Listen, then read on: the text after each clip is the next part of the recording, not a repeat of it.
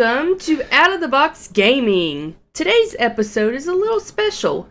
What better way to celebrate the 4th of July than with a good old-fashioned American game show? I'm Lindsay, your fabulous host for today's episode, and I'm so glad that you could join us. Today we have two special contestants joining us, all the way from North Carolina. Please welcome Nick Picard. Woo. Hi, I'm Nick. Yeah. How are you feeling today, Nick? Pretty well. Yeah. Fantastic. Our second contestant is joining us all the way from South Carolina. Please help me welcome Will Kinsey to the show. How are you feeling today, Will? I'm feeling excellent. Finally got all of my stuff moved in after this recent move. So yeah, things are going pretty well. That's wonderful. To start off this episode, I want to pose a trivia question to our contestants. We will come back to this trivia question at the end of the show, and it may very well be a tiebreaker to see who wins the game today. The trivia question for today is: the word Pokemon is generally understood to be a translation of which phrase? I'll repeat it. The word Pokemon is generally understood to be a translation of which phrase? Let's see. Oh, man. Let's see. I thought this would be easy. This is a very easy one, my friend. Okay, good. Okay, boys, be thinking on that question as we play today. Before we get started with our first round, I want to get to know our contestants a little better. Will, what have you been playing this past week? So, as you guys know, and as I mentioned a little bit earlier, I moved apartments this week, so my PC was not set up at all this week, and I didn't get to do either of my role plays. But I did do some mobile gaming with Star Wars Galaxy of Heroes, and played some board games with a couple of coworkers, actually. Very well. Fantastic. Nick, what have you been playing this past week? Well, let's see, I've been playing some Overwatch, some Fortnite,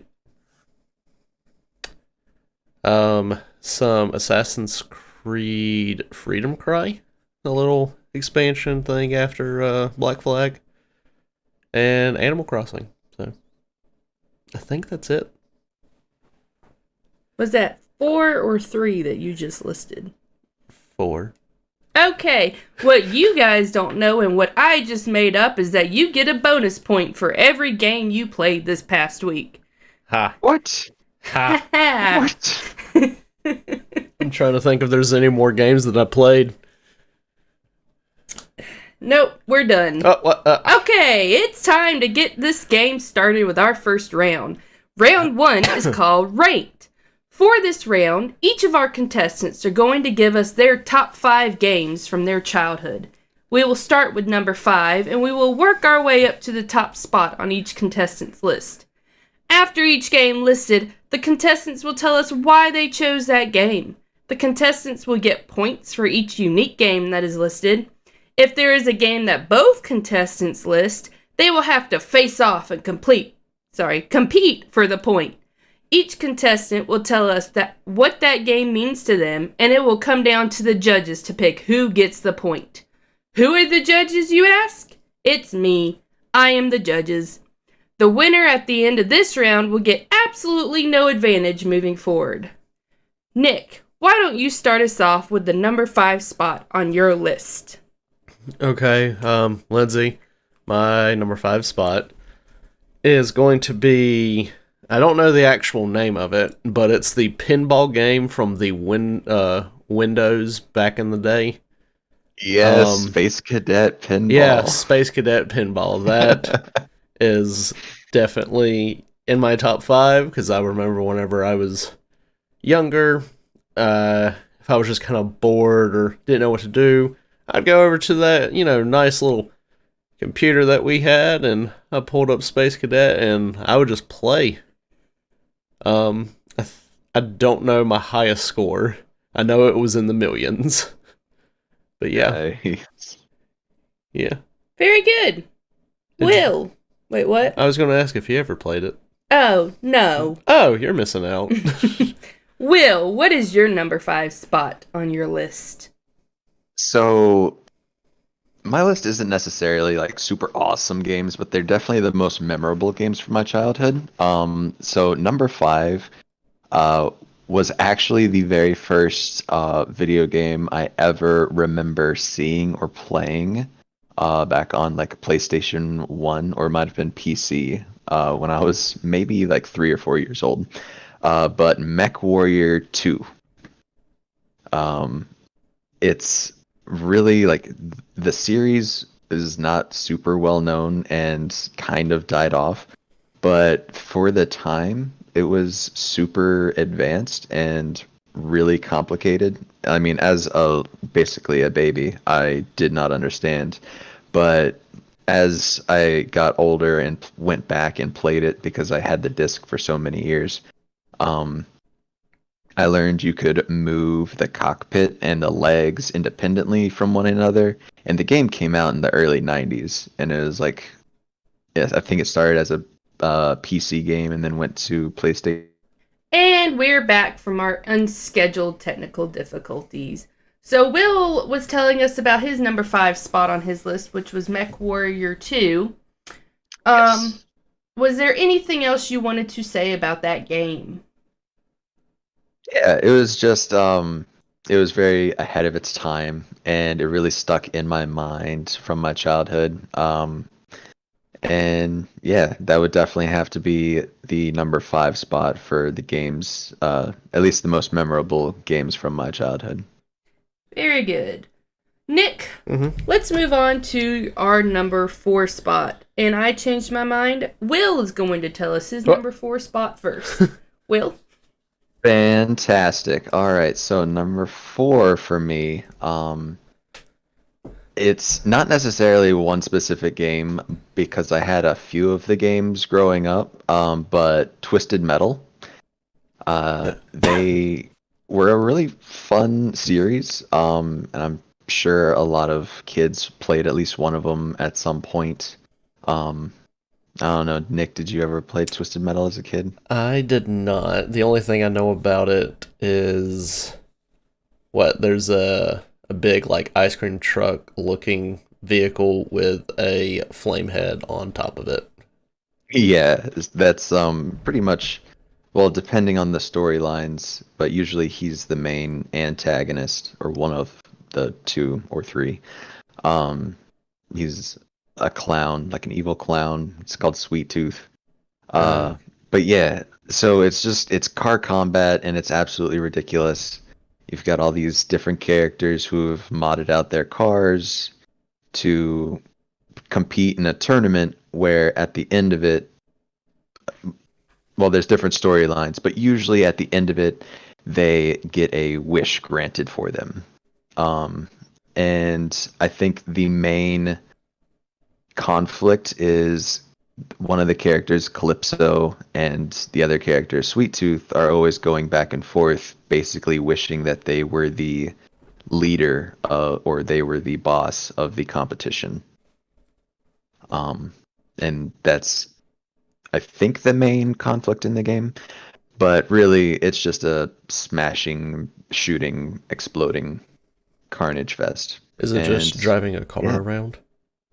it is just driving a car around, and you pick up weapons and power ups in the arena or on the highway or wherever you're fighting, and try to destroy all the other cars.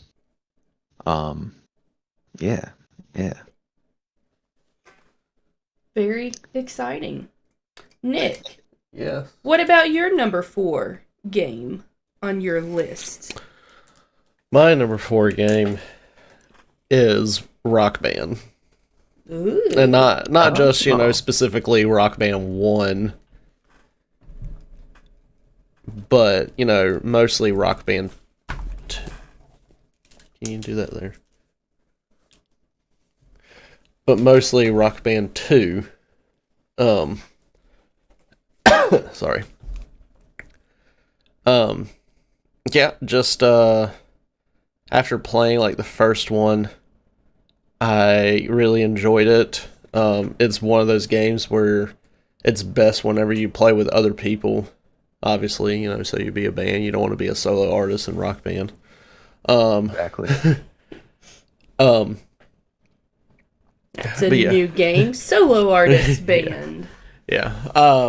But I just remember like having friends over or going to a friend's house, and we would just spend hours just playing Rock Band. I mostly played the drums on there.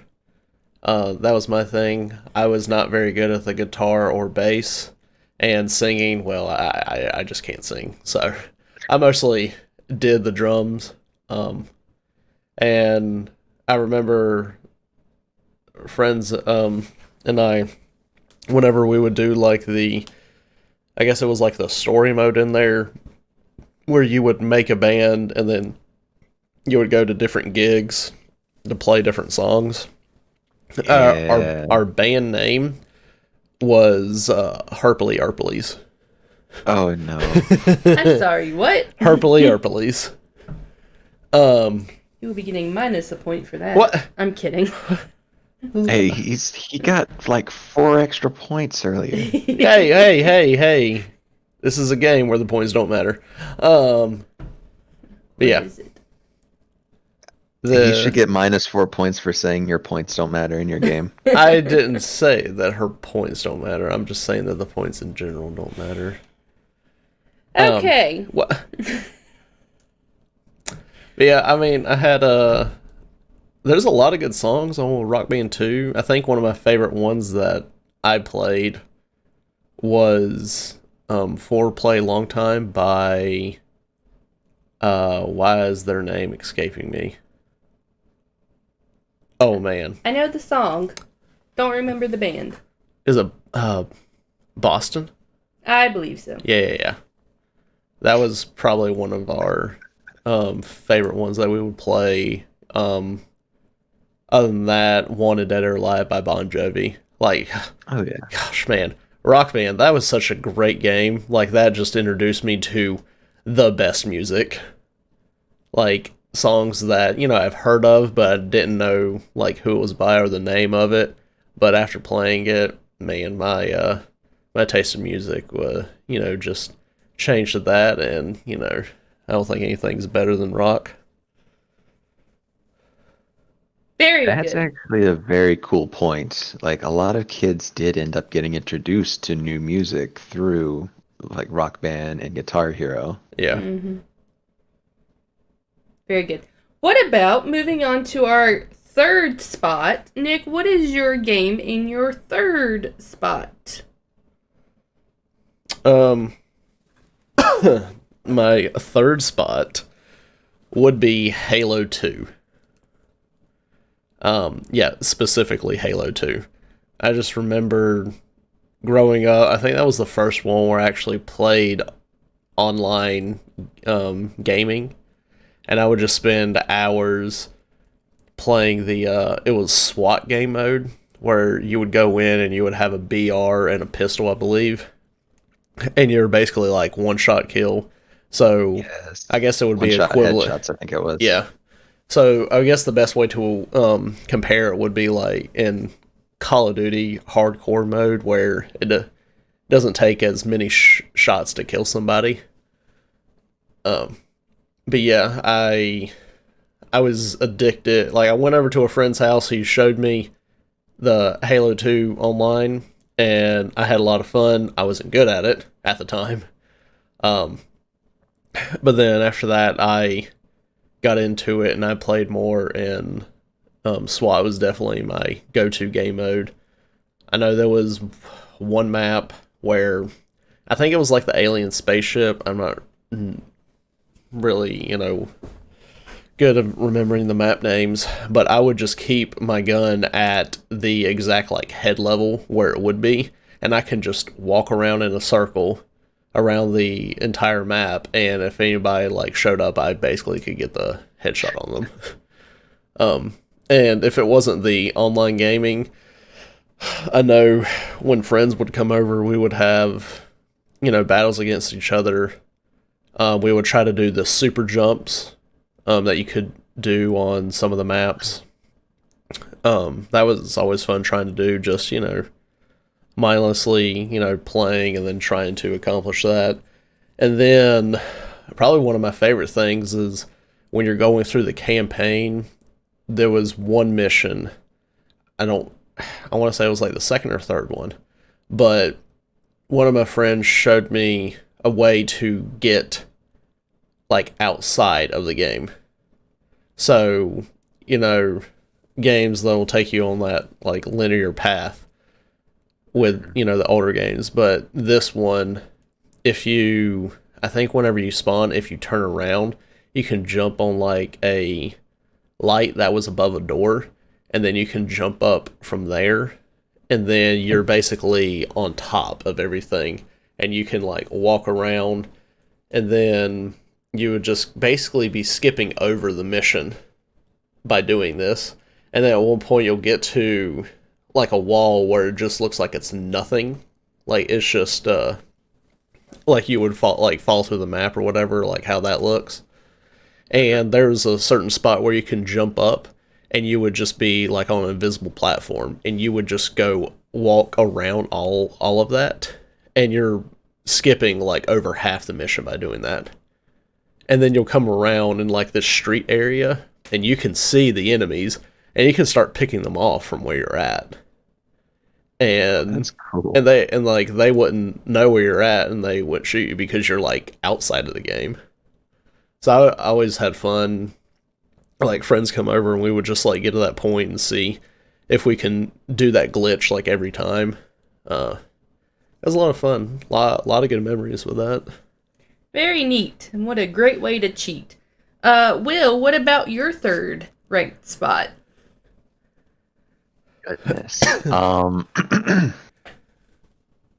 I well, we're gonna have to come back later to that because I have some things about glitches to talk about. But for my third spot, that it was getting hard for me to start choosing at this point. But I'm gonna go with Star Wars Rogue Squadron.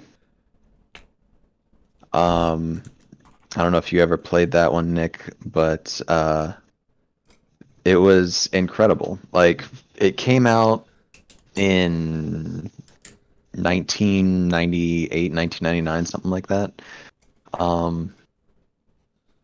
And I had it or my dad had it for PC, and the reason I remember it so well, like, I never got to play it too much, but he had a joystick that you plug into the computer. Mm-hmm. So I got to play Star Wars Rogue Squadron with a joystick and actually fly like X-Wings and the Millennium Falcon and all kinds of stuff like that. And that was one of the first games that I ever learned about cheat codes with. Because there were certain codes you could input to access hidden vehicles.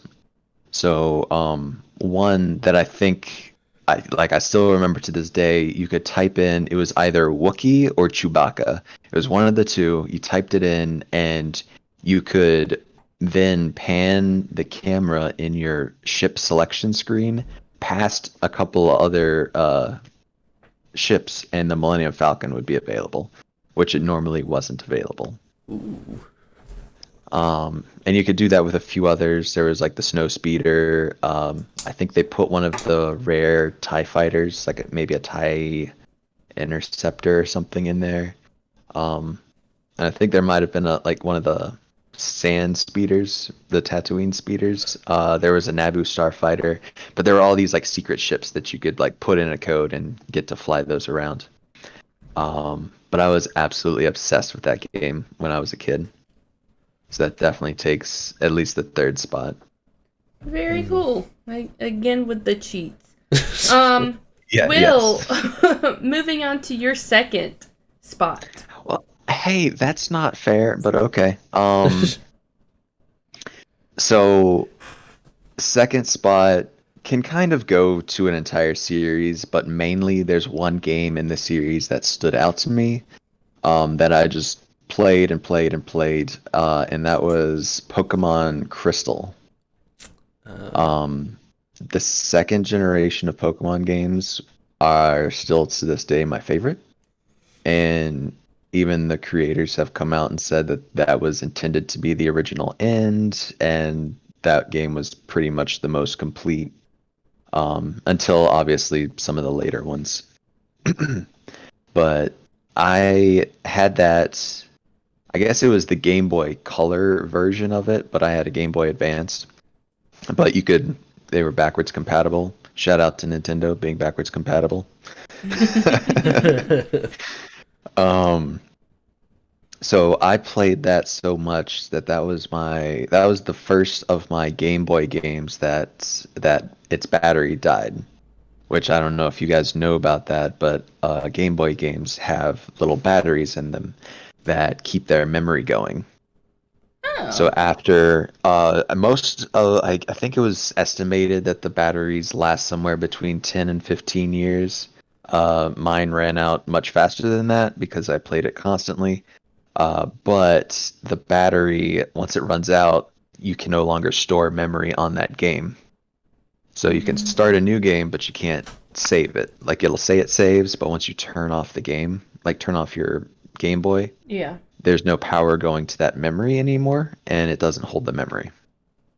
I was told that, and I know one of the times when I went to Lindsay's house, she had the Game Boy Colors, and I had the old like Pokemon Yellow, Mm-hmm. and it still worked, and it still saved the memory.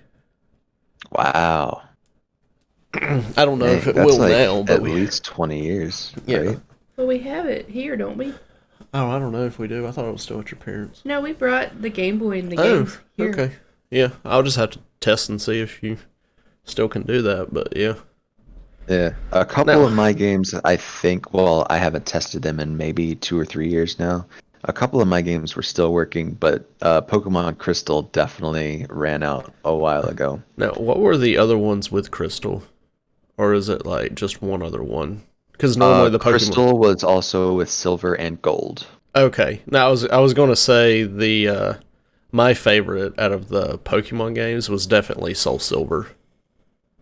Yeah, yeah. Yeah. That was like a very long game, and it was just very, very well done compared to all the other ones. Mm-hmm. Like even the newer ones, like that one's still the best one, in my opinion. Very cool. No, you're Nick. Nick, Yeah. what about your second game? Okay, my second game. I don't know if a lot of people have ever played this game, but it is Super Monkey Ball. Oh my gosh. I was introduced to this game. Oh man, this was a long time ago. It was over the summer, at my dad's lake house. Family coming in, and normally whenever the family comes in, there's a lot of us cousins that would just play either the Nintendo 64 or the GameCube together. And that was one of the games I think one of my uncles had. And we would just spend so much time going through that game, playing the little mini games that you can do. I think it was like Monkey Ball Rumble, where was like the first mini game that I tried. There's like 4 of you, and you have like a giant boxing glove on the end, like attached to a spring, and then the spring is attached to your ball that the monkey's in, and you would just go around and you're trying to hit somebody off like off the map. We would do a lot of that. There was the Super Monkey Ball Target, where you would fly in the air and then you're trying to land on a giant target to get points. Yeah, that one was one of my favorites. And then there was the, like, I don't like baseball, but the Super Monkey Ball Baseball that they had as a minigame, I really enjoyed it. Especially whenever you go to pitch, because then you can screw the person batting like so much, because you can just like full on rush, and then at the last second just stop and slow down, and they would already swing and they would miss you. So it's a lot of fun just messing with them. But other than the mini games, just the game itself, it was just so great because it was a lot of like basically puzzle games.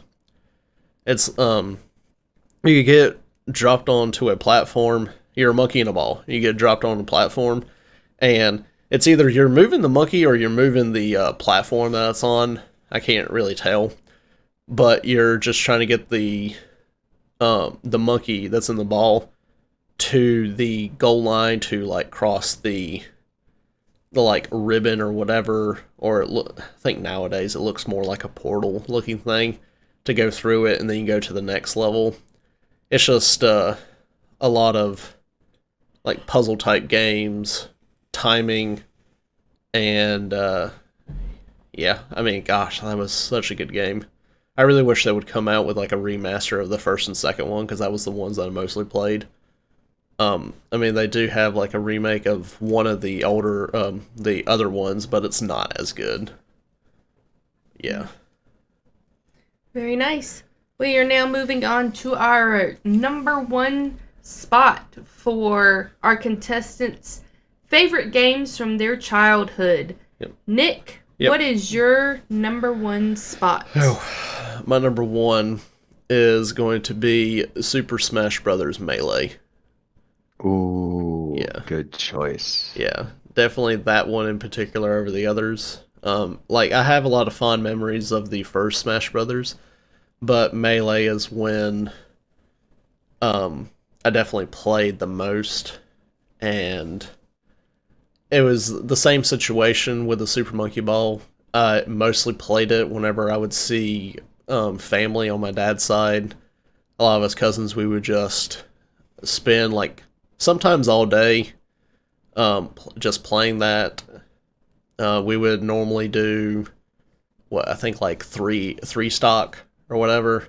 Which back then you can only do the 4 players. Nowadays you can do like up to 8. A bazillion. Yeah, which would have been great back then for all of us, but we would we would just take turns.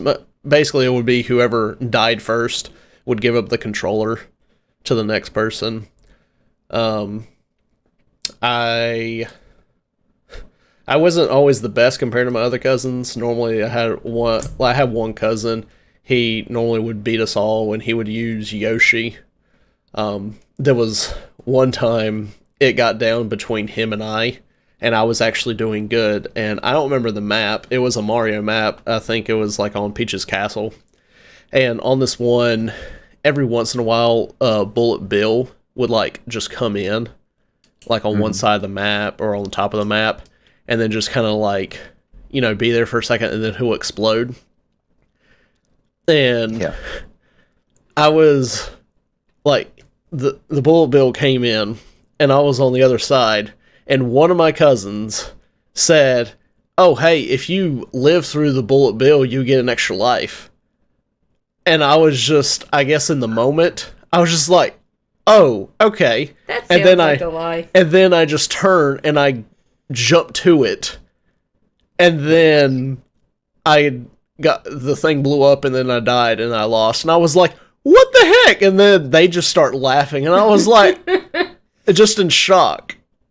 Because I actually was like close to beating my cousin that normally beats everyone. And then I just hear this lie, and I'm just, I guess, think in the moment, I'm like, oh, I need every advantage I can get. So I just ran to that, and then it got blown up, and then I died, and yeah, it was very, very sad. Such a sad story. So you know the secret behind Melee Yoshi, right? No. He has a disjointed hitbox. So here's a little strategy thing for everyone listening or watching. In Super Smash Bros., his hitbox is disjointed, so he has a different hitbox for his body and his head, and they're not touching. His hitbox for his head is located right about, like, in his big old nose. So, one of the secrets for him is if you constantly crouch down, like, hold down, he puts his hitbox, both of his hitboxes, under the ground. Only a slight bit of the body hitbox is actually out of the ground, so it makes him the hardest character to hit in Smash Bros. Melee. That's cool. Yep. They fixed that in later games, but in Melee, he was a beast. To be cheated. There you go, Lindsay. Cheating. There we go. More cheating. Okay, Will, give us your number one. My number one favorite game / game series from my childhood would have to be the Crash Bandicoot series. And I feel like it's very reminiscent to sort of how Nick kind of has like Smash Bros, because Crash Bandicoot had Crash Bash. So like Crash Bandicoot was this weird sort of PlayStation version of Mario in a way. Like they had Crash Bash where they had all of the like party games / fighting type stuff where all the different characters you could pick. They also had Crash Team Racing, which was kind of like Mario Kart but with all the Crash characters. But obviously the original Crash Bandicoot, which seriously trained my hand-eye coordination to ninja levels, which I'm sure, Nick, did you play Crash Bandicoot at all as a kid? Maybe like the first level, and that's probably about it. Well, that's about all you need. So you know the first level where you're running. Yeah. It's like you just a straight line, but you have to jump. A lot of and you can platforming. kind of move to side to side. It's like it's a 3D platformer. It's a Temple Run. From a third person point of view. Yeah. It's like Temple Run. Yeah. It really is. But that game, without like realizing it until much later on, and maybe not even truly noticing it until I thought about the game for this specific podcast today, but that game had to have trained my senses so well, because you're just constantly having to move and jump, and the screen is so terrible and blurry, and when you're running away from the boulders, that was always the scariest bit, and you had to run towards the screen and predict things, almost like Guitar Hero or Rock Band, where you had to like see the things coming and jump, but reversed, so that you only get like an inch worth of screen before Crash has to jump or move to the side. So that was super intense, and the absolute most memorable games from my childhood were the Crash Bandicoot games. Very good. Well, ending our round one, Nick and Will are tied with both 5 points. I'm not counting our bonus points yet. Wonderful. So, y'all feel good about that? Sure. Yeah, very good. I do. Ding, ding, ding. Did you hear that, folks? That sound means it's time to start round two. Round two, which I'm personally very excited for, is called Fact or Fiction. In this round, I will describe a board game to our contestants. The game may be real, or it may be a fictional game that was produced in the depths of my mind. Each contestant will get a chance to tell me whether they think the game is fact or fiction. Correct answers will give the contestants points, and incorrect answers will bring shame upon the contestants. The loser at the end of this round will be a loser at the end of this round. Okay? We ready? Sure. Yes. Question 1. Now, I will give you the name and a description. Some of the descriptions are longer than the others, and you will both get to tell me if it is fact, meaning a true game, or fiction, meaning I made it up. Okay. The first game is called Let's Be Safe. Let's Be Safe is a matching game the family plays together. It gives you, as a parent, an opportunity to discuss sensitive issues with your child in a fun, relaxed manner. Best of all, the game makes it easy for your child to practice safe and sound decision making. Will. Golly. That, I would like your answer.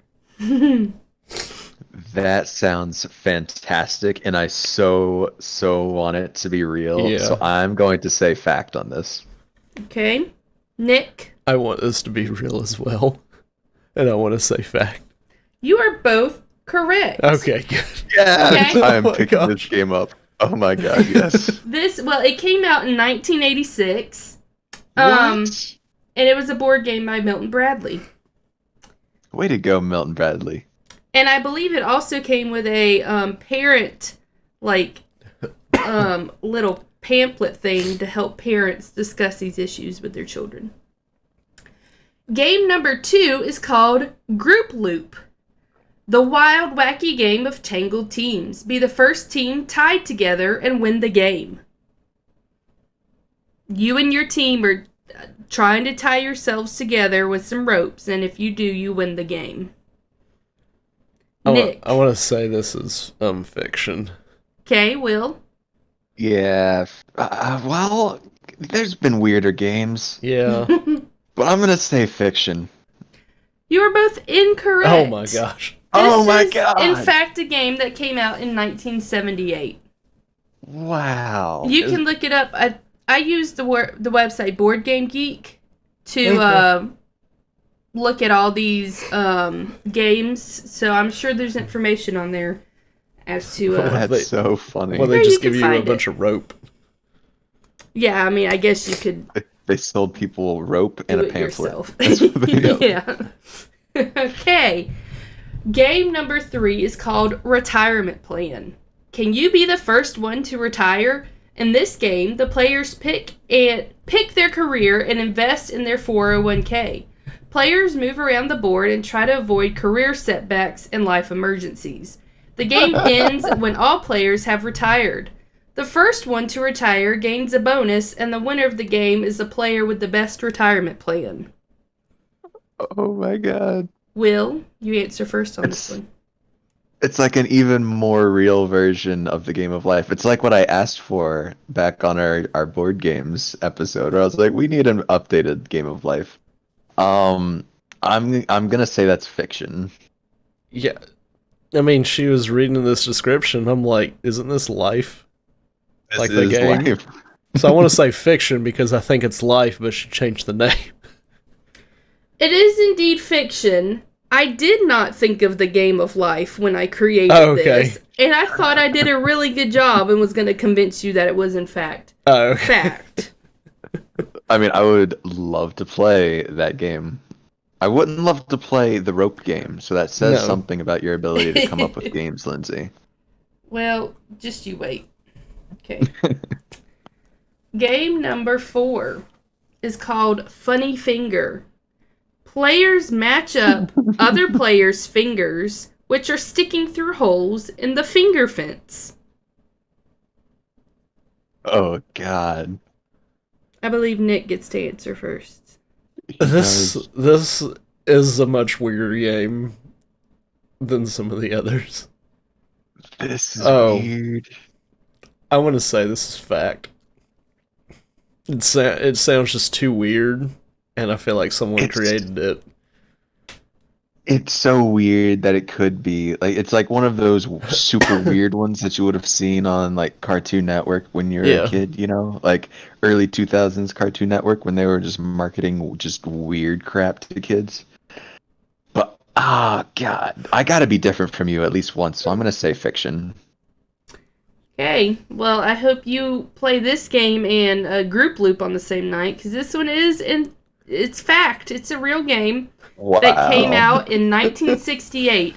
The quote on the cover says, "Funny fingers everywhere, sticking out here and there. Match each finger one by one. Funny finger is funny fun." Oh my gosh. Yeah. Jeepers. Our next one has quite a long description. Can you give me my armrest? Thank you. It is called Smoker's Wild. In this anti-smoking game, the players try to accumulate money while avoiding addiction to cigarettes. At the start of the game, each player picks a profession likely to benefit from the smoking of others, like a doctor or an undertaker, and then starts moving around the board. If a player lands on an advertising space, there's a chance that he or she will begin smoking. When a smoker ends up sharing a space with another player, there's a chance he'll pawn one of his brand habits to him. The more a player smokes, the faster they advance to the life-o-meter, which ends with death. This game ends once the first player dies in the short version of the game, or when only one player remains alive in the longer version of the game. Will, is this game fact or fiction? So, I'm gonna say fact. Nick? I want to do the opposite of Will and say fiction. I feel like it could go either way. This game is fact. Oh, man. It was made in 1978. I've actually seen this game before. Okay. And there's actually also an alcohol version wow. of it. Yep. Number 6 is called Don't Touch the Thermostat. Can you be the first one to change the temperature on the thermostat without Dad catching you? Oh my god. I think it's me first. I want to say fiction. This just kind of sounds like something Lindsay would make up. I mean, this could very easily be real. Like, very easily be real. I mean, it gives me the vibes of that, it was a kid's board game from when we were younger. It was like, Dad was sleeping and you're trying to sneak around. Like in the middle of the night, and you're like, don't want to wake Dad. Gosh. I'm gonna say fiction. What did you say? It could be real. It really could be real, but I'm gonna say fiction. It is fiction. Okay. Oh gosh. Oh man. Number 7 is called Impress the In-Laws. This is the first board game for only women. Work your way around the board and draw cards to help you impress your in-laws. A perfect table setting? Your mother-in-law approves. A 5-course meal? Your father-in-law is pleased. Earn the most points and impress your in-laws to win the game. I believe Will goes first. I have 2 answers.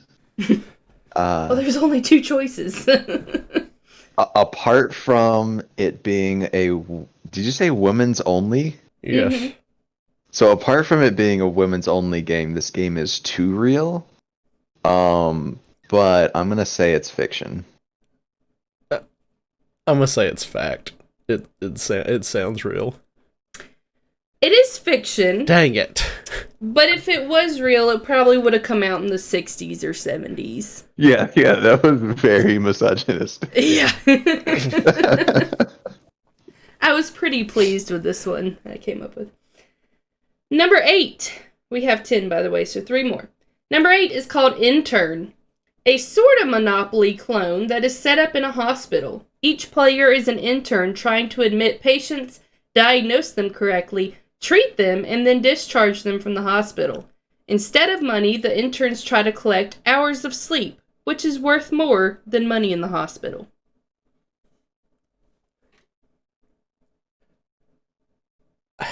My first instinct was fiction, but I'm going to say fact.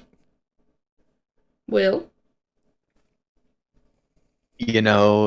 This seems like I feel the flavor, what's coming through, and I feel like I've even played a game like this, but this could be like one of those goofy spin-off versions of a game that already exists. Like how Codename and all those others. I'm gonna say fiction, but again, it's one that maybe could be real. What did you say, Nick? I said fact. It is fact. And Yep. it came out in 1979. Wow. Number 9 is called Dealership. Players compete head-to-head to sell a car to another player. Jeez.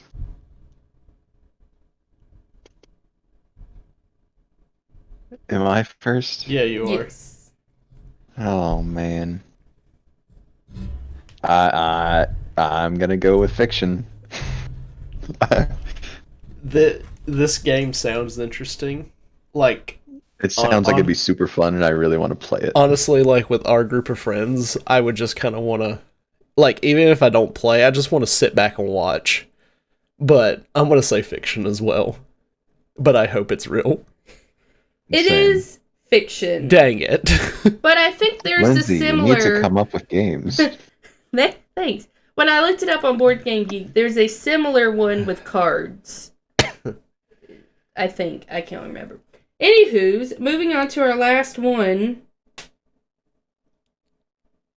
You were both tied with 6 points. Huh? So keep that in mind. Number 10 is called Pinky Lee and the Runaway Frankfurter. A Frankfurter is placed on each one of the designated spaces along the track on the game board. In turn, each player rolls the die and advances one's own wagon along the track. The first to land on each Frankfurter captures it and loads it on one's own wagon. Landing on an opponent forces the opponent to surrender all the owned Frankfurters to the Frankfurter hiding place at the finish line. The first to arrive at the finish line captures all the Frankfurters that are there. The player with the most Frankfurters, after all, have finished is the wiener. Pun intended. How many times can I say the word Frankfurter?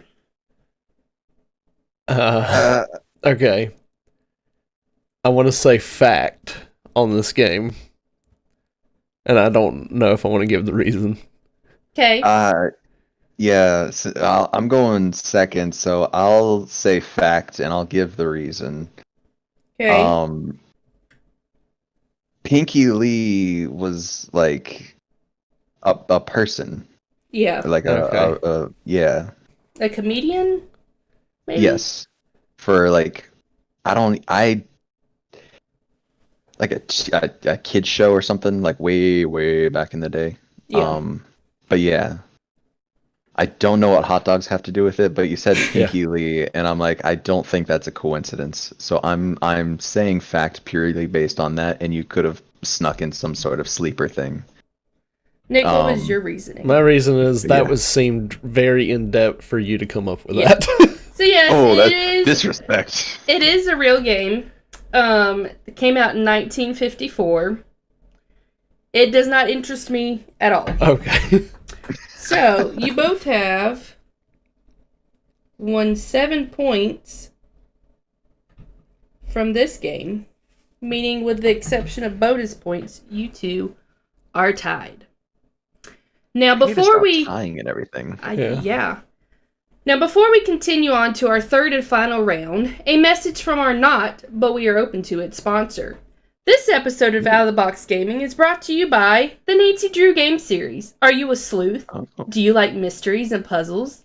Do you like capturing the bad guys? If you answered yes to any of these questions, then you may like the Nancy Drew Game Series.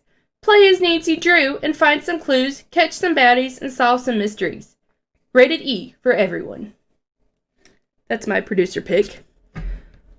Okay, time for round 3. Round 3 is called Shut Up and Take My Money. Each contestant will be presented with a game that is currently being sold on eBay. Currently, as in 2 days ago when I made this game. Along with the game, the contestants will be given 2 answer choices and will have to pick which one is the correct amount that the game is selling for. Each correct guess earns the contestant a point. The winner of this round earns the right to go buy a game from eBay. Now, each of you will have your own question, so you're not competing on the same question like the last round, but they are grouped by the same category. So, for example, both Will's first question and Nick's first question are pinball machines.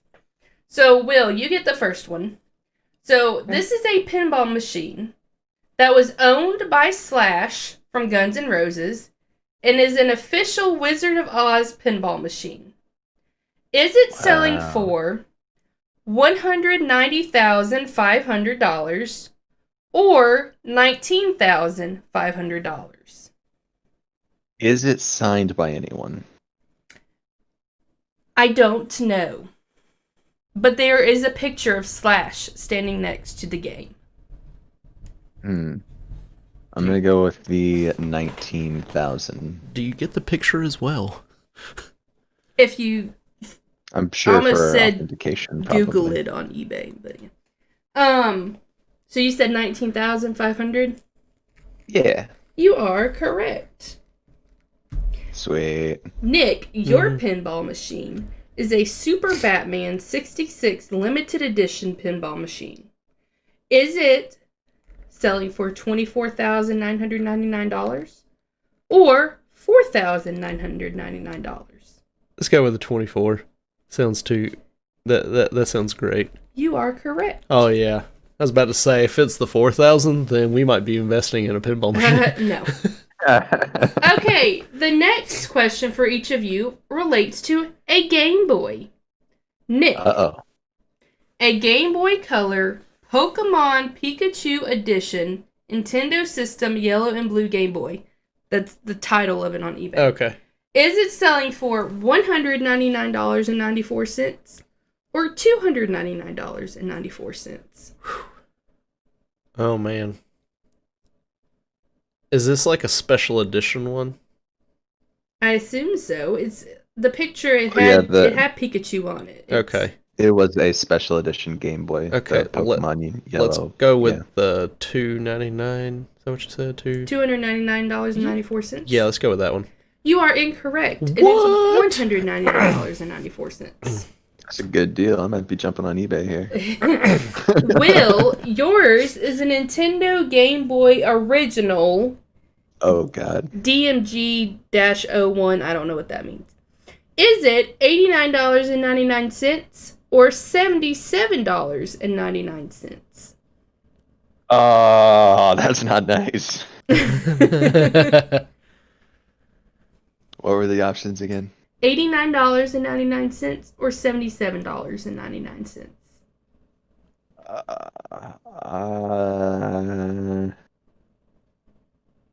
I'm going to just base purely off of it being an odd number. I'm going to go with the 77. You are correct. That's what I would have done. Okay, our third set are Monopoly games. Ooh. Will, yours is the Office Edition Monopoly. Uh-oh. Is it selling for $103.50 or $130.50?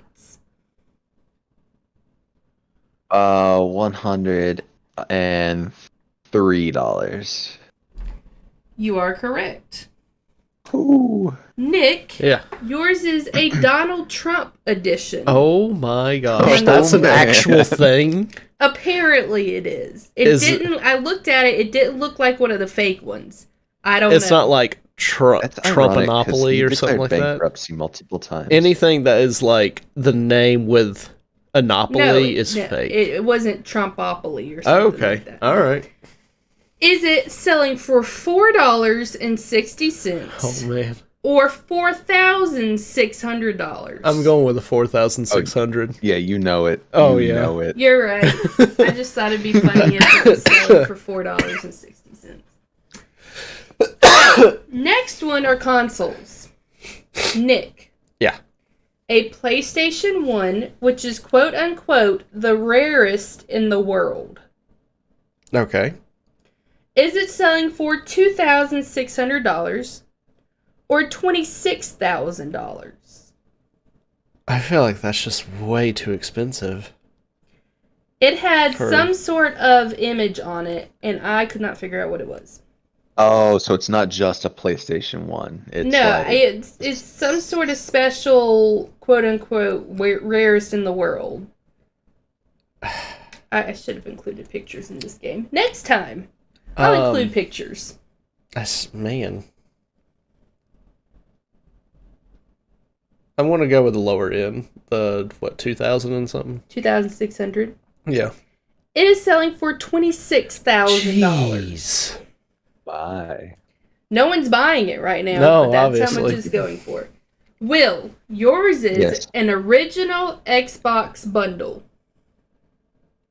Oh, So the real Xbox one, not this newfangled. yeah.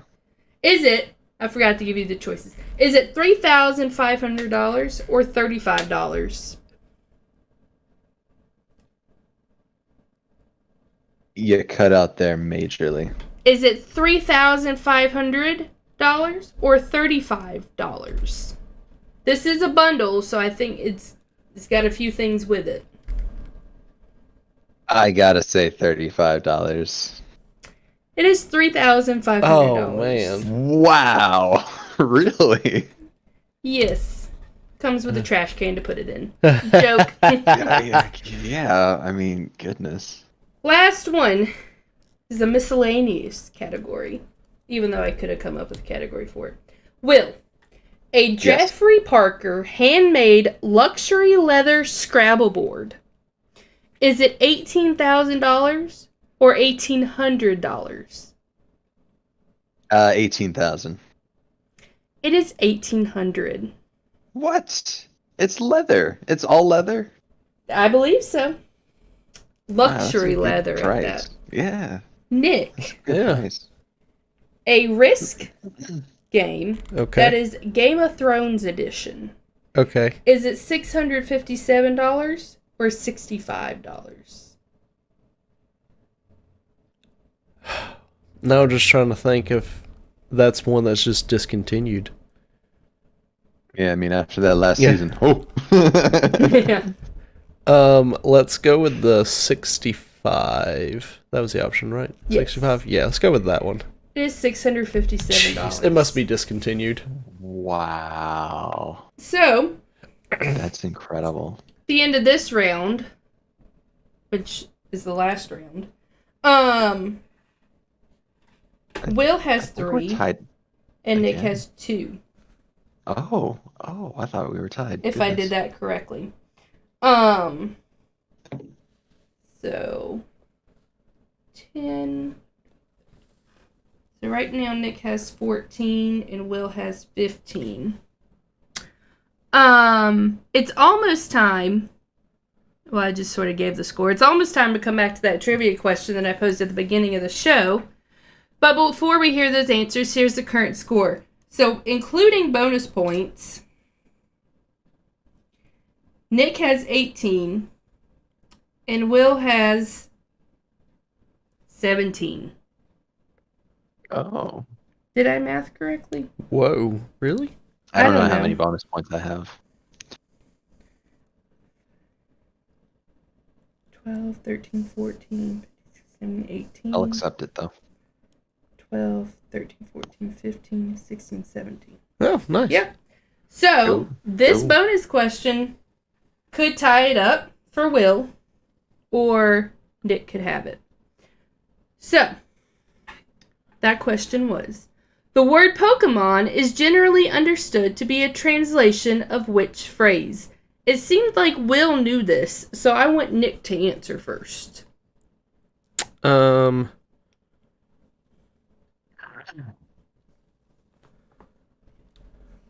Alright, repeat it one more time for me. The word Pokemon is generally understood to be a translation of which phrase? You know, Will said this is easy, but the thing is I have no idea. I don't know if I've ever heard this. Until I hear it and then be like, oh yeah, I did hear Yeah, about that. exactly. But